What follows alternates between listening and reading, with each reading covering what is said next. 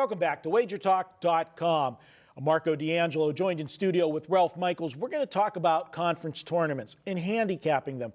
It's different than handicapping regular season because, Ralph, this is the only time of the season that some of these teams, well, we'll go back maybe the conference or holiday tournaments at the beginning of the season where they might play, multiple days. But none of even those tournaments, you don't have 4 straight days like you can have here if you're a team that starts in the opening round and makes that deep run and gets to the championship game. You're playing 4 games in 4 days.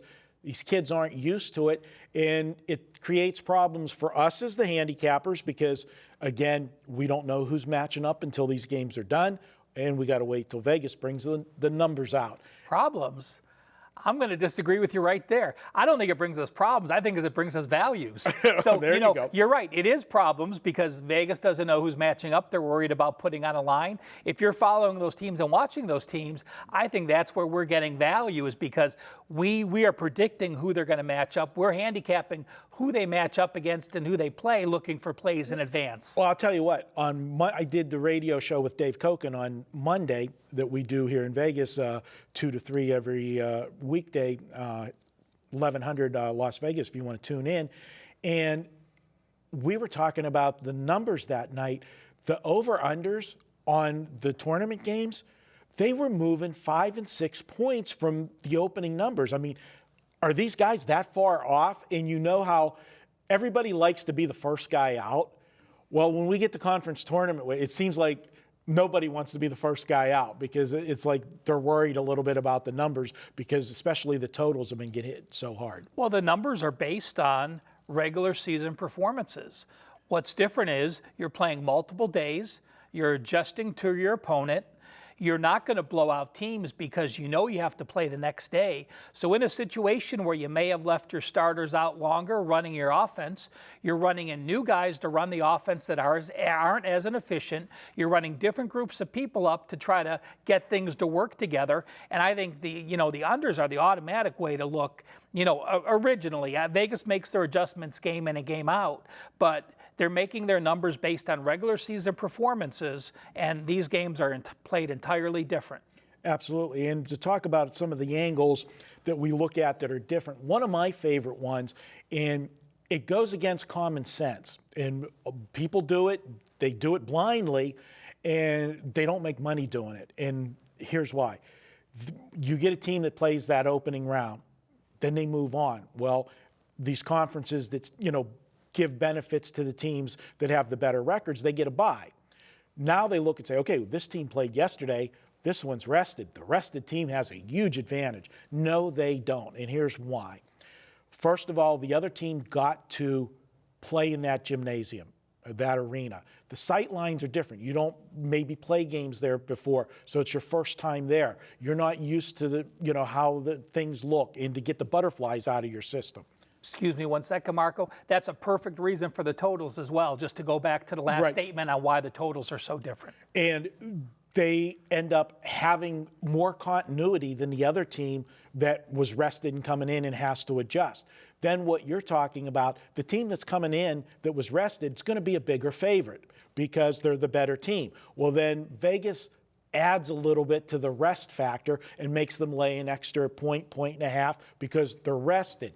Now you're getting value with that dog, and as you said, even if that other team gets up, a lot of times they know they've got a game the next day. They're pulling starters, and taking the air out of the basketball and not going for the kill because they got to play the next day. I love taking the dogs that play, the rested dog, taking the dog that didn't unrested versus the rested big favorite. I completely agree with that. We've seen it a few times already this year.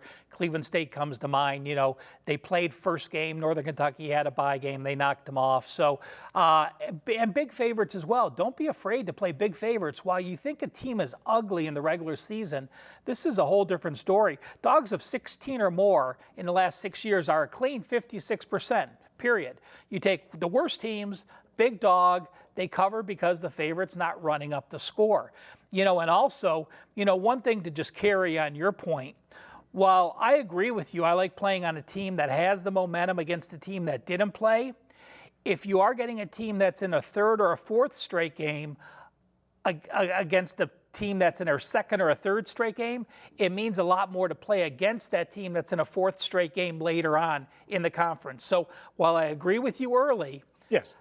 I look to play the team that has the fewer games and fewer days when we get to the finals or semifinals. Another thing that I like in tournaments is check the depth of the rosters. A lot of teams, they might go 7 or 8 players deep, maybe 9 players deep. But if there's a team that they've got a short rotation, their 6 or 7 is where they get everything from. You look at the night before, if there are 6 or 7 main rotation and those guys logged a lot of minutes, and you're playing a team that has a deeper rotation, that's a huge advantage to the team with the deeper rotation. Look for things like that. And one of my favorite ones is when a good team has a scare.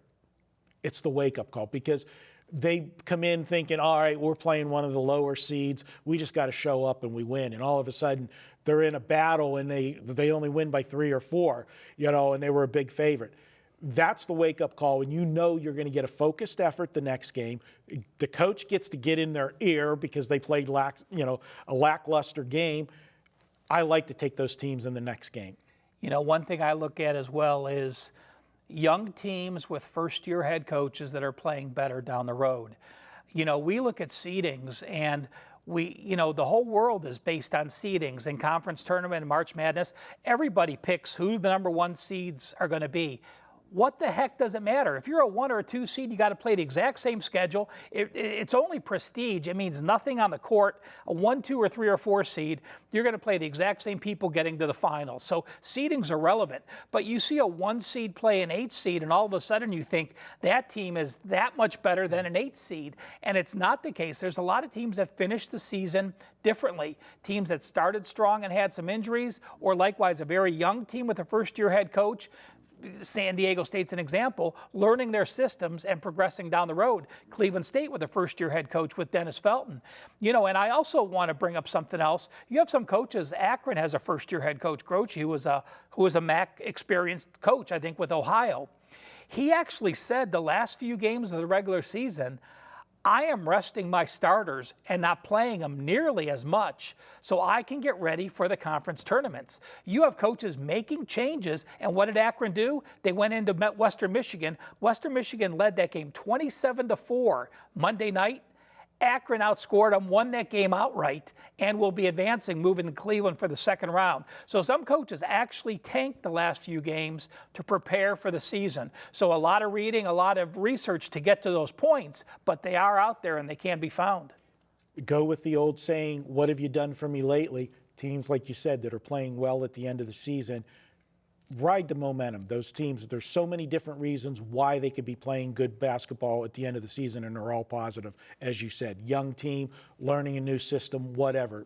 Take that momentum and ride it into the tournaments. Just don't believe that the higher rated team, the higher seeded team is the better team. That's a fallacy very often. Yeah. And be careful with some of the top seeds that are going to be in the tournament regardless.